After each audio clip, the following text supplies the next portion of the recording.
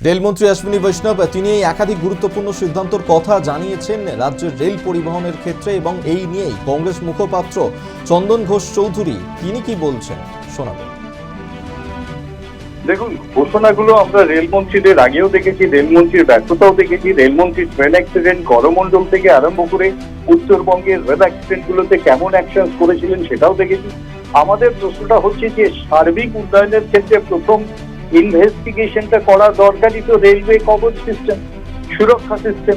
প্রথমে যেটা দরকার railway track system, railway line, যেটা সিগন্যালিং সিস্টেম।